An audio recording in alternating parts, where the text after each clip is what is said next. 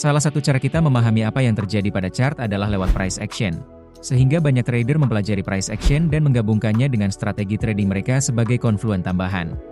Jika kita perhatikan, pada chart sebenarnya harga biasanya akan menciptakan zona penting, serta pola candle sebelum pembalikan arah, dan ini bisa menjadi konsep dasar kita untuk mencari peluang yang menguntungkan di market.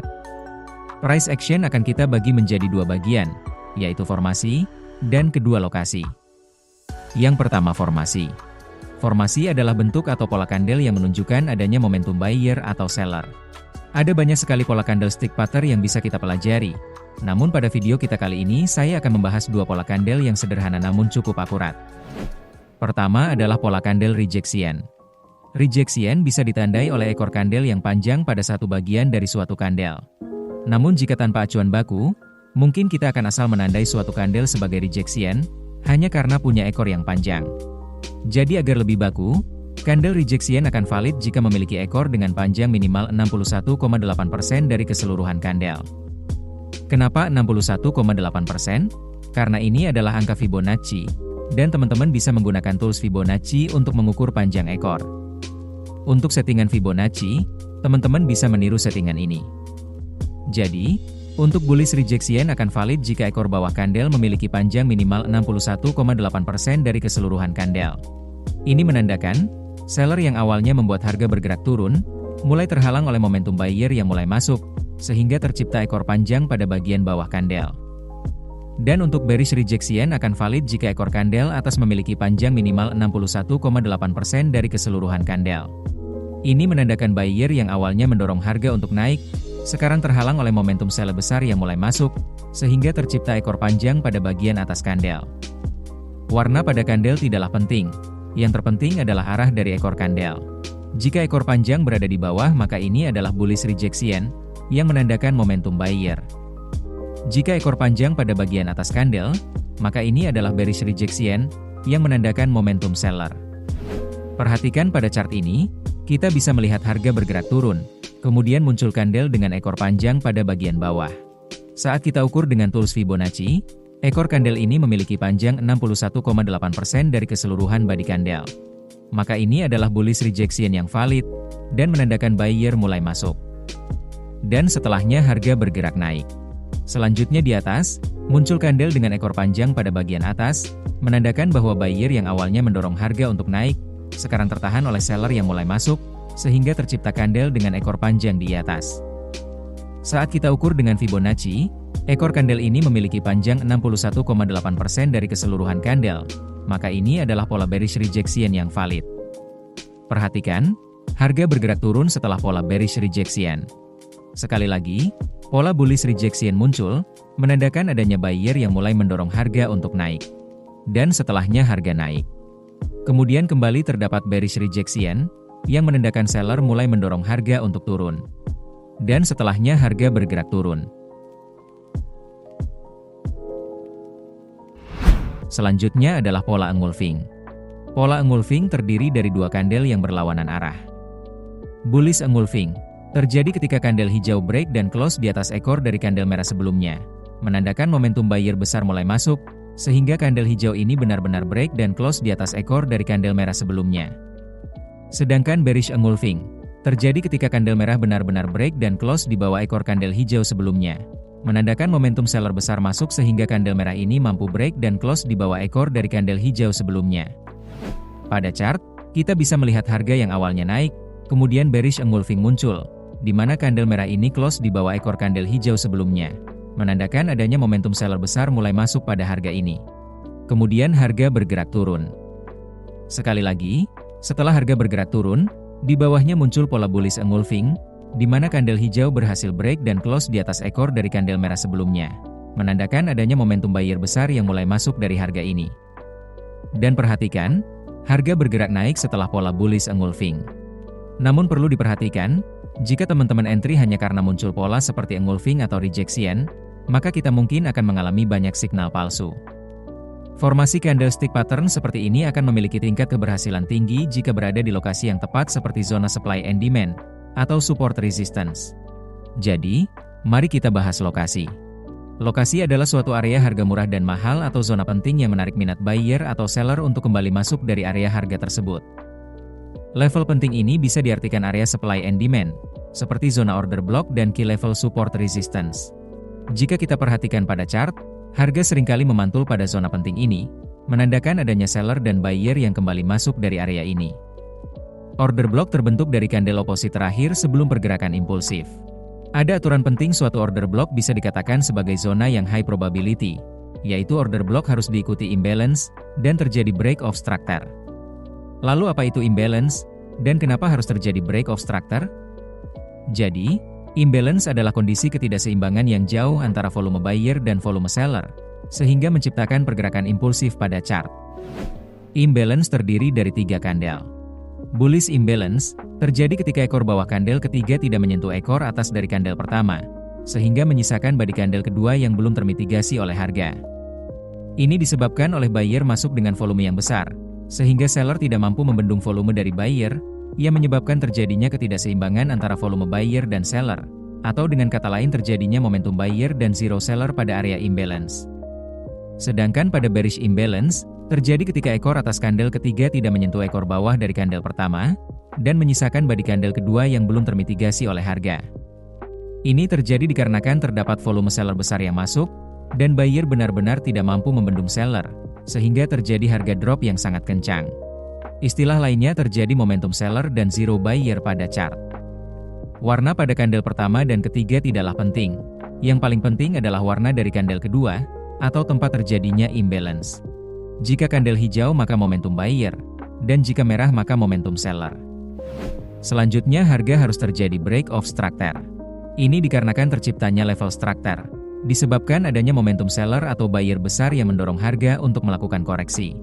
Untuk itu, kita berasumsi pada high ini terdapat seller yang mendorong harga untuk turun, dan pada low ini terdapat buyer yang mendorong harga untuk naik. Ketika harga berhasil break pada salah satu level structure, ini menandakan adanya seller atau buyer yang cukup kuat untuk menembus suatu key level, atau menandakan pada key level yang ditembus sudah tidak ada momentum seller atau buyer yang mempertahankan level ini. Maka kita bisa tahu siapa yang mendominasi market, apakah buyer atau seller, dan kita bisa mengikuti arah dari pihak yang dominan di market.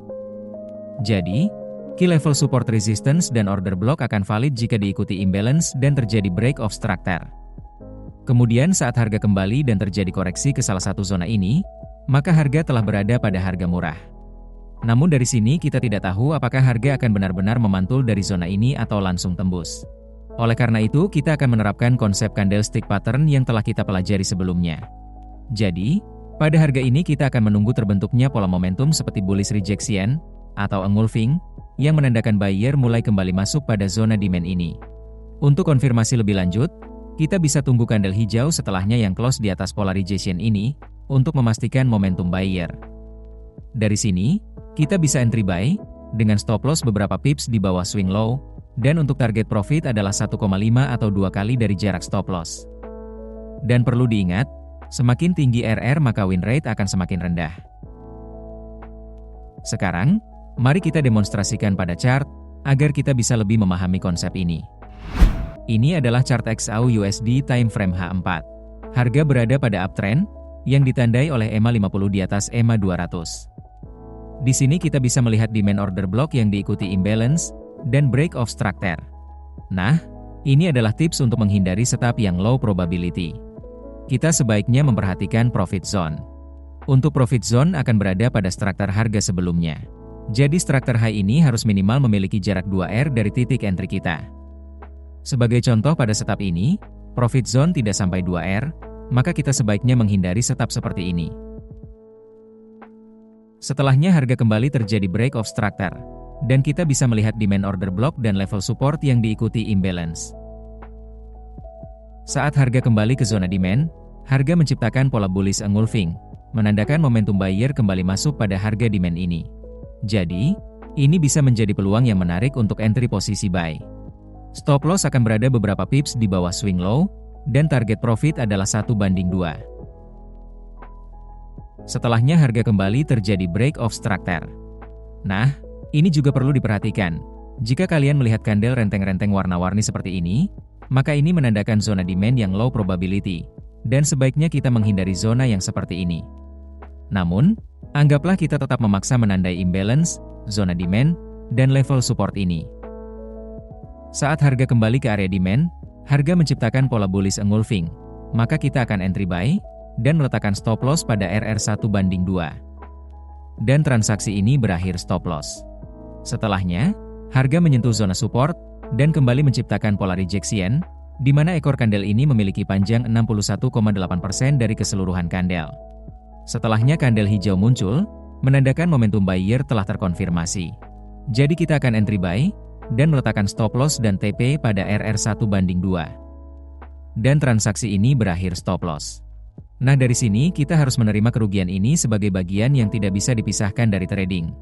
Namun, jika kita lebih konservatif dengan tidak mengambil zona rentengan seperti ini, maka kita bisa meminimalisir loss dari area yang low probability. Setelahnya harga terus turun dan menyentuh zona support kita sebelumnya, dan menciptakan pola bullish rejection. Namun setelahnya kandel merah muncul, serta kandel hijau ini tidak close di atas body candle rejection, maka momentum buyer masih belum terkonfirmasi. Setelahnya harga menciptakan pola bullish engulfing yang valid, maka kita bisa kembali entry buy, dan RR tetap 1/2.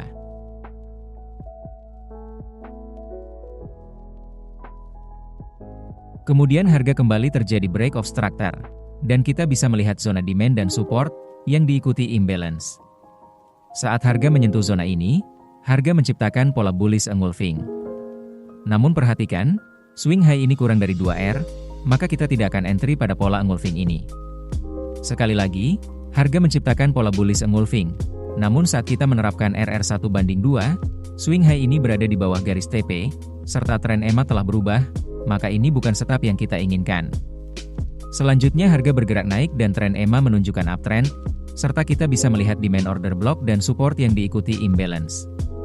Saat harga kembali ke zona ini, harga menciptakan pola bullish rejection, di mana ekor kandel bawah memiliki panjang 61,8% dari keseluruhan kandel. Setelahnya kandel hijau muncul, artinya momentum buyer terkonfirmasi.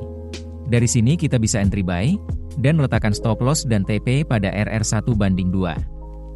Dan transaksi ini profit. Sekarang perhatikan setup ini.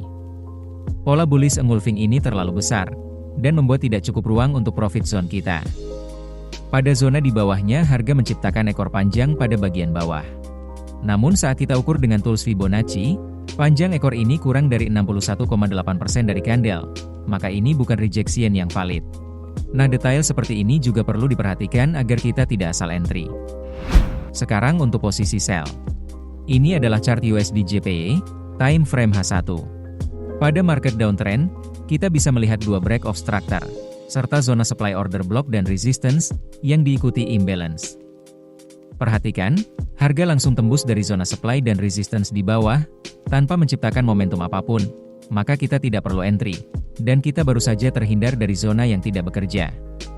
Setelahnya harga terus naik, dan kembali menyentuh zona supply, kemudian menciptakan candle bearish rejection, dengan ekor atas sepanjang 61,8% dari kandel.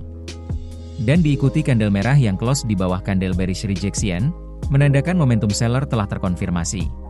Dari sini kita bisa entry sell, dan meletakkan stop loss dan TP pada RR1/2.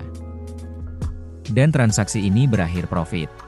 Jadi, saya harap teman-teman memahami konsep supply and demand, serta pola momentum seperti ini, yang mungkin bisa membantu teman-teman dalam menganalisa market. Konsep ini juga bisa digunakan untuk multi-time frame analysis, di mana kita melakukan entry konfirmasi pada time frame yang lebih rendah, guna mendapatkan RR yang lebih bagus. Teman-teman bisa mempelajari lebih lanjut tentang konsep ini pada video kita sebelumnya dan yang akan datang. Saya rasa itu dulu untuk materi kita kali ini. Terima kasih telah menonton hingga akhir, dan sampai jumpa pada video selanjutnya.